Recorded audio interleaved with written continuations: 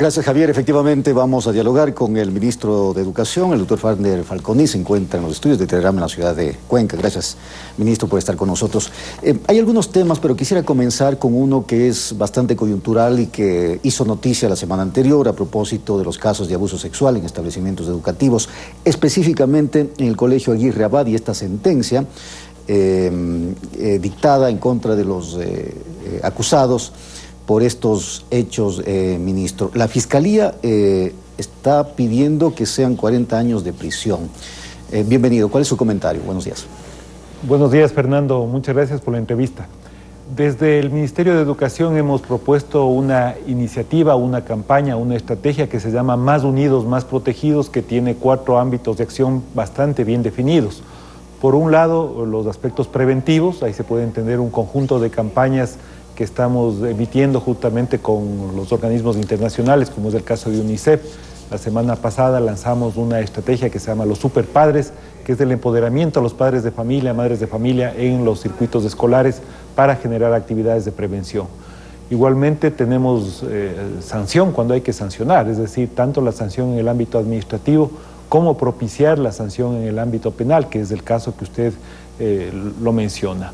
Hay un tercer elemento que tiene que ver con la restitución de derechos para aquellas víctimas, y eso es lo que nos interesa, generar un aspecto de apego, de derechos con las víctimas y sus familias, que es fundamental. En el caso de la sentencia que usted señala, hubo un caso execrable el año pasado, el país se conmocionó con este caso, y eso indudablemente tiene que haber una sanción con todo el rigor de la ley. Nosotros hemos propuesto un lema que creo que le marca y le define bien lo que hace el Ministerio de Educación: cero tolerancia frente a los abusos sexuales, cero tolerancia. La sociedad tiene que responder con firmeza cuando hay estos casos que conmocionan a la sociedad ecuatoriana, porque finalmente se tratan de crímenes contra nuestra niñez y adolescencia. Pero yo le preguntaba, señor ministro, es en torno a la sentencia y a los daños. Exactamente, yo le respondí exactamente sobre ese caso, es decir, ese caso ha sido judicializado en la ciudad de Guayaquil, ha tenido una sentencia en firme, la Fiscalía está pidiendo una sentencia mayor y creo que debe procesarse en ese sentido. Estuve revisando en su cuenta de Twitter y usted hacía algún comentario en torno a un editorial, me parece que Diario El Universo, en torno a estos casos de abuso sexual que no deberían prescribir. Creo que el pueblo ecuatoriano se manifestó con absoluta claridad y firmeza en la consulta popular que hubo a inicios de este año. No debe haber prescripción sobre los delitos sexuales contra nuestra niñez y adolescencia, es decir, nunca deben fenecer en el tiempo. Deben permitirse que se reabran expedientes y se juzgue a aquellos que han violentado contra nuestra niñez y adolescencia. Le quiero indicar, Fernando, y aprovecho esta entrevista, que en forma personal los directivos del Ministerio, en este caso encabezados por el ministro de Educación, hemos ido en algunas ocasiones, concretamente en 3 ocasiones de la Fiscalía General del Estado, hemos entregado 734 sumarios administrativos de casos que fueron negligentemente archivados entre el año 2014 y el año 2017, es decir, pidiendo evidentemente la sanción y la reapertura de estos casos. Ahora, señor ministro, ¿han habido en los últimos días nuevos casos, nuevas denuncias en establecimientos educativos, o más bien ha habido una tendencia a la baja en torno a las denuncias de este tipo de hechos? Creo que hay que anotar 2 fenómenos que ocurren en forma simultánea. Por un lado, se ha propiciado la denuncia, y cuando se destapa la denuncia lo que se genera es una oportunidad, digamos, para que las víctimas expresen lo que ha estado reprimido durante años. Esto es el caso, por ejemplo, de la ciudad de Cuenca, que donde tuvimos un suceso que ha sido incluso, ha tenido un planteamiento público el viernes pasado por parte de la arquidiócesis de la ciudad de Cuenca. El otro tema que tiene que ver es que con las actividades de prevención evidentemente se genera contención sobre estos casos. Es decir, hay estos 2 elementos que finalmente deben ser balanceados ya con la información en firme al cerrar el año. Ahora, señor ministro, usted citó algo muy importante, el hecho dentro de estos 4 ejes que lleva adelante el Ministerio de Educación para prevenir y para, de alguna manera, resarcir el daño que en determinado momento yo pienso que es muy difícil a los niños, a las familias, pero ¿cómo se está procediendo en este caso? Primero, comparto conceptualmente con lo que usted señala, es decir, es difícil restituir un daño contra un niño o una niña que ha sido agredido sexualmente. Esto es así.